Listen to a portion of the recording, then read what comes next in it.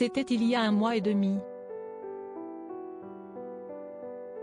Le 10 février dernier, Pierre Palmade causait un grave accident de la route au volant de sa voiture sous l'emprise de stupéfiants en percutant de plein fouet un véhicule provenant de la voie d'Aisne face avec, à son bord, 3 personnes. Depuis, les 3 victimes se remettent petit à petit des dégâts causés par le choc. S'y est notamment le cas de Devrim, le petit garçon assis à l'arrière.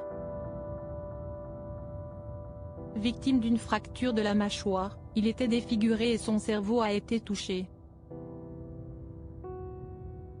Sa mère, prénommée Rabia, a pris la parole pour la toute première fois depuis le drame, en répondant aux questions de nos confrères de BFM TV. Je ne vais pas très bien psychologiquement. J'ai commencé à voir un psychologue. Je n'arrive plus à dormir la nuit. Je suis malheureuse.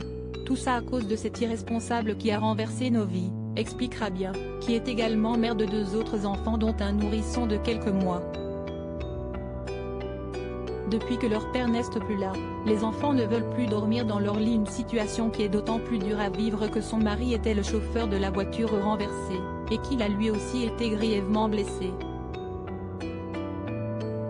Il est d'ailleurs toujours hospitalisé et la mère de famille doit s'occuper de tout en son absence prolongée. Je suis toute seule pour mettre les enfants au lit le soir.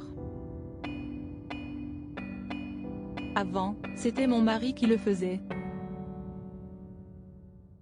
Depuis que leur père n'est plus là, les enfants ne veulent plus dormir dans leur lit, a-t-elle fait savoir tout en partageant son émotion.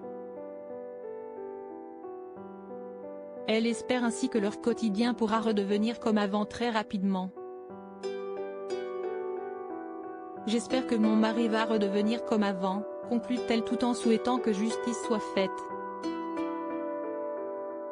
Devrim, quant à lui, a effectué son retour à l'école, après avoir regagné le domicile familial il y a quelques jours. L'enfant s'était alors dit content de pouvoir rentrer chez lui. Aujourd'hui, il porte un corset qui lui maintient le cou et la mâchoire. Il a toujours des difficultés pour s'alimenter et pour boire. Il devra subir une nouvelle opération chirurgicale prochainement.